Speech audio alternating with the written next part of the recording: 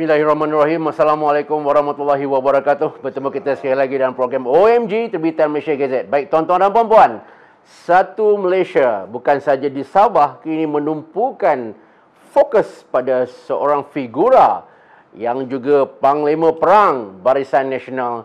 Siapa lagi kalau bukan Datuk Seri Panglima Bung Mokhtar Radin. Baik tuan-tuan dan puan-puan, hari ini kita bertuah kerana di depan kita adalah figura yang dimasukkan. Assalamualaikum Datuk. Salam. Terima kasih kerana sudi hadir dalam temu bual kita.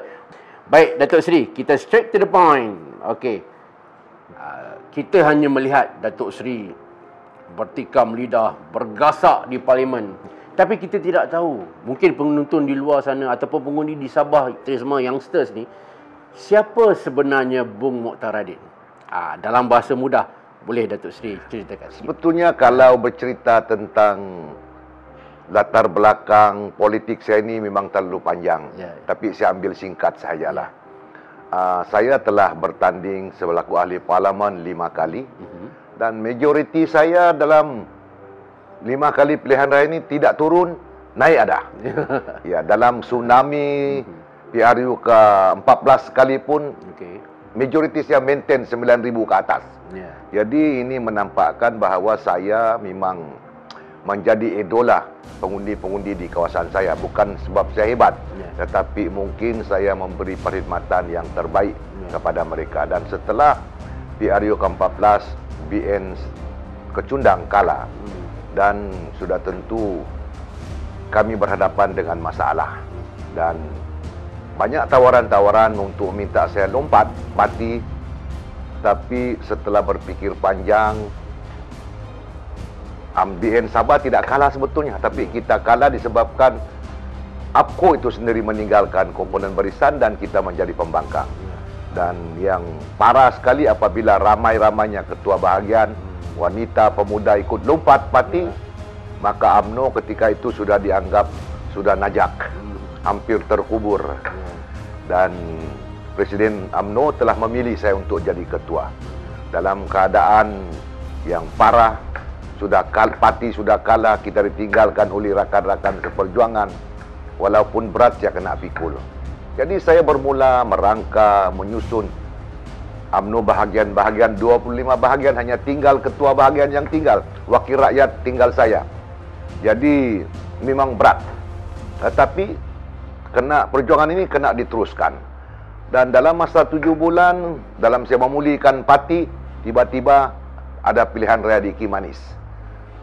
Justru saya memutuskan untuk bertanding. Walaupun UMNO Pusat melihat bahawa UMNO Sabah tidak bersedia.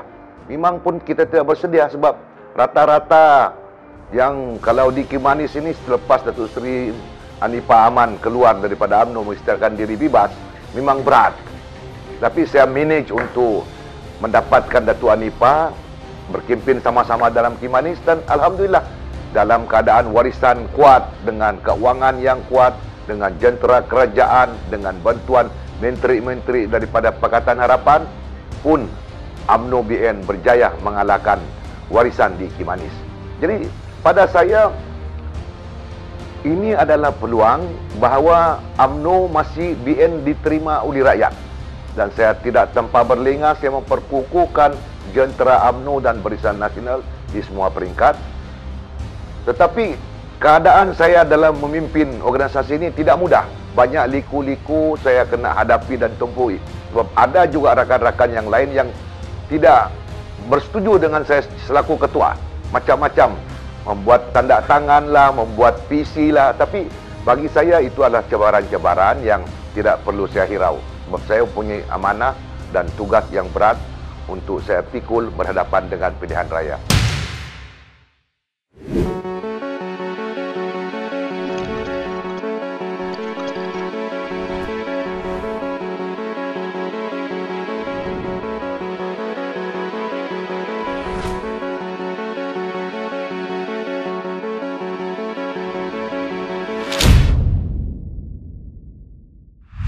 Politik Sabah ini sangat penuh dengan warna-warni.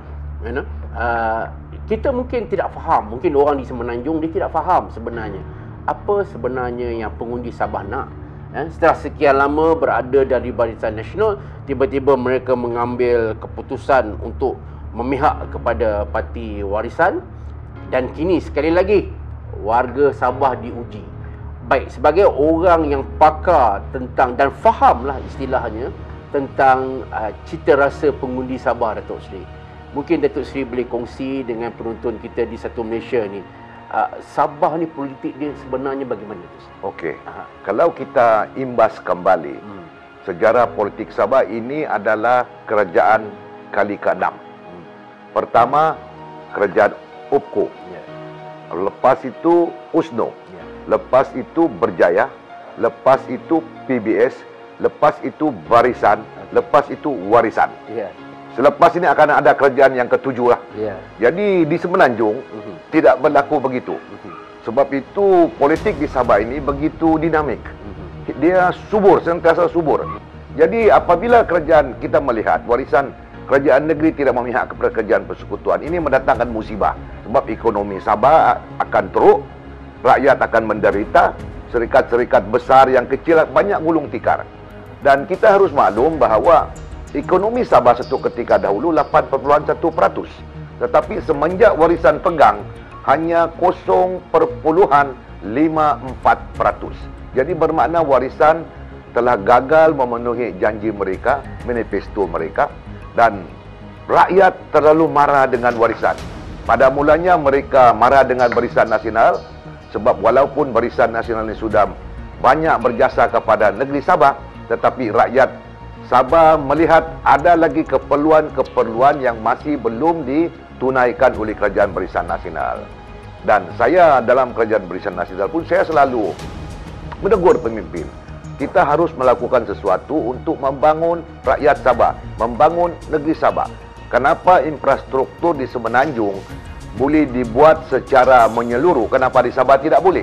Sudah memerintah 50 lebih tahun di Sabah, tapi jalan raya kita, apa elektrik, ruang kampung masih tidak ada, air bersih masih tidak ada. Ini yang menjadi rungutan oleh masyarakat Sabah itu sendiri. Benarkah Barisan Nasional ini sebenarnya nama saja calon orang Sabah tetapi berkiblatkan Semenanjung?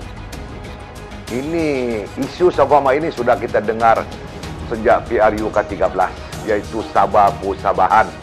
Tetapi ternyata daripada 2013, 2014, lokal parti Sabah kebanyakannya banyak hilang wang pertaruhan.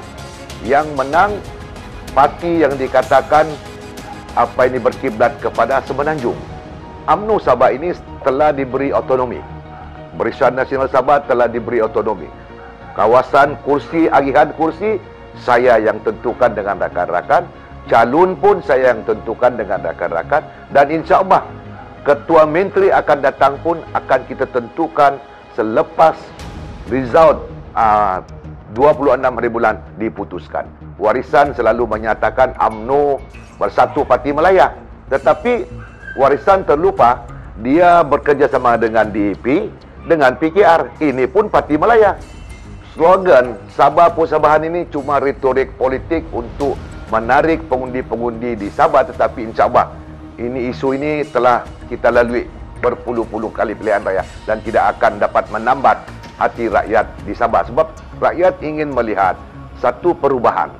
Dan saya telah beri jaminan UMNO Sabah bukan lagi UMNO yang dulu, Barisan Nasional Sabah bukan lagi BN yang dulu.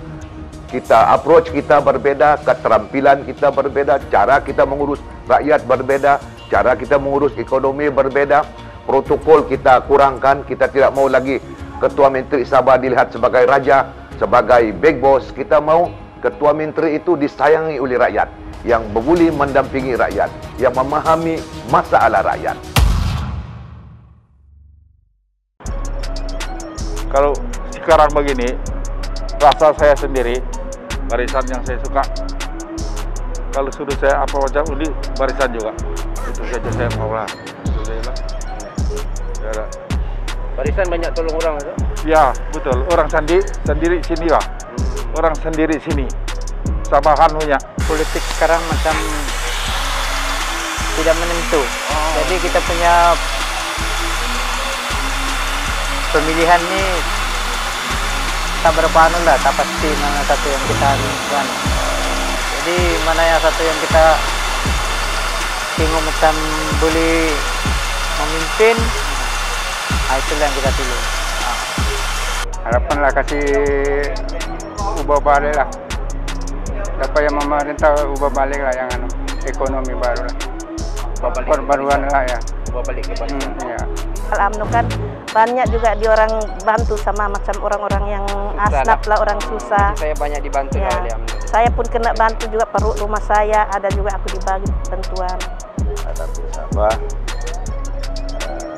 kekalkan keharmonian, okay? Tak harmoni, kalau bergaduh payah juga lagi. Kata agama kalau terlalu berkelahi tak ada berkat. Jadi insyaAllah kurangkan berkelahi supaya kita dapat keberkatan. Yang penting rakyat juga. Yang penting rakyat diutamakan. Baik, bagaimana hendak menghadapi jentera serangan Syafiee, Abdal and the gang? Okey, jangan lupa ya, waktu warisan terlalu kuat, saya sudah kalahkan Syafiee Abdal di Kimanis. Jadi bermula daripada situ, saya selalu yakin dan saya berpesan kepada semua jentera-jentera saya. Walaupun Syafiee hebat, kuat, warisan kuat, tapi tidak mustahil untuk kita kalahkan. Sebab kita telah pernah mengalahkan dia di Kimanis. Dan saya lihat, terdapat beberapa banyak isu yang warisan buat menghiris hati rakyat. Pertama, janji palsu warisan. Membangun rakyat dan negeri Sabah, kosong. Memberi manfaat kebajikan kepada rakyat Sabah, kosong. Menjanji bantuan Kobik 300 untuk rakyat Sabah, kosong. Disuruh memohon melalui online. Nama sekarang permohonan sedang diproses. Sudah 4-5 bulan masih dalam proses. Jadi ini kalau saya datang berkempen di semua kawasan, saya bertanya, dia kata tidak ada Datuk, nama kami masih dalam permohonan. Jadi ini kerja Syafiee. Lepas itu di kawasan saya di Lamag, apa Syafiee buat dengan geng dia, memungut nama-nama pengundi di Dun Lamag untuk diberi tanah 15 ikar satu orang. Tanah seluas 5,135 hektar ditandatangan oleh Ketua Menteri untuk diproses apa ini dalam mesyuarat tanah. Tapi malangnya rakyat Kira Batangan tidak tahu tanah itu sebetulnya tidak boleh diluluskan kepada mana-mana pihak. Sebab tanah itu di Long Manis ini adalah Forest Reserve Kelas 6 di bawah Water Catchment Area. Memang orang kata mana-mana pihak pun memohon memang tidak boleh dapat. Kawasan tarahan air. Kawasan tarahan air. Memang tidak boleh. Tetapi rakyat Kira Batangan dia cuba pisongkan dengan pancingan-pancingan tanah itu supaya tidak mengundi kepada. Sebab janji dia menang saja tanah akan lulus. Tapi saya telah berjaya menutup isu ini, iaitu jangan percaya dengan urusan sebegini sebab itu adalah janji palsu yang langsung tidak boleh ditunaikan oleh mana-mana kerajaan sekalipun. Jadi itulah. Dan saya lihat juga bukan itu saja, iaitu kita lihat bagaimana semenjak warisan pemerintah 26 bulan 6,000 lebih rumah terbakar. Hari ini masih banyak tinggal dalam kontainer. Saya tanya warisan, saya tanya Syafiee, kenapa mereka gagal mendirikan rumah, satu biji rumah pun untuk mangsa-mangsa yang terbakar ini. Tidak pernah. Tidak pun pernah dipikir oleh warisan. Apalagi memberi rumah baru. Yang rumah hilang pun tidak boleh dibuat. Jadi rakyat sudah tahu bahawa warisan adalah gagal mengurus ekonomi, gagal mengurus rakyat, gagal mengurus kebajikan rakyat. Baik Datuk, ini soalan yang sangat menggusarkan rakyat Sabah tentang tuntutan Filipina ke atas kedaulatan negeri Sabah. Baik, Datuk sendiri melihat bagaimana warisan menangani isu tuntutan dan apakah kalau barisan pula mengemudi Sabah, bagaimana mau melayan tuntutan Filipina itu? Ini saya sebetulnya ini yang rakyat Sabah terlalu bimbang. Sebab bagi saya keselamatan negeri Sabah ini tidak ada kompromi dia. Kita akan pertahankan 1 inci tanah pun bumi Sabah tidak akan kita keluarkan daripada peta Malaysia. Dan Ini yang rakyat marah dengan SAPI. Sebab dia dinampakkan mesra dengan Filipin. Kemesraan itu slogan Filipin, in God we trust. SAPI pun tiru.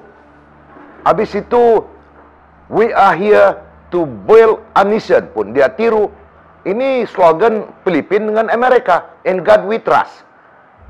Kenapa SAPI sudah, saya itu persoalan, kenapa Datuk Seri SAPI ini sudah hilang arah? Kenapa dia mau berunding dengan Filipin?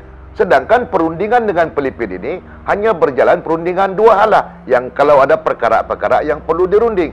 Soal tuntutan dia menuntut Sabah, no compromise. Tidak boleh runding. Sebab Sabah ini milik Malaysia. Itu yang kita mau tegaskan kepada SAPI. Tetapi oleh kerana dia berbuat demikian, dan saya telah memberi jaminan, insya-Allah kerajaan baru ini kita akan menentang sekeras-kerasnya apa juga tuntutan, sama ada dari Filipin atau negara-negara lain, bahawa Sabah must stay with Malaysia. Not even 1 inch tanah pun kita akan sacrifice untuk Filipin. Kepada semua rakyat Sabah, termasuk pengundi-pengundi khususnya, mari sama-sama kita berfikir dan kita merenung masa depan negeri Sabah, anak bangsa kita. Kalau kita tidak merubah keadaan negeri Sabah hari ini pada 26 hari bulan, jangan harap negeri kita akan berubah.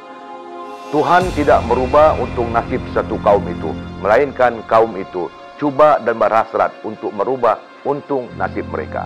Saya memberi jaminan, insya Allah sekiranya kami Barisan Nasional dan lain-lain diberi mandat, diberi kemenangan, kami akan melakukan perubahan secara besar-besaran dari segi mengurus ekonomi, mengurus penjanaan rakyat, mengurus ekonomi rakyat luar bandar, menentukan peluang pekerjaan dan menentukan masa depan anak-anak muda Sabah, memberi kebajikan yang lebih baik kepada ibu tunggal, orang tua yang tidak berpendapatan.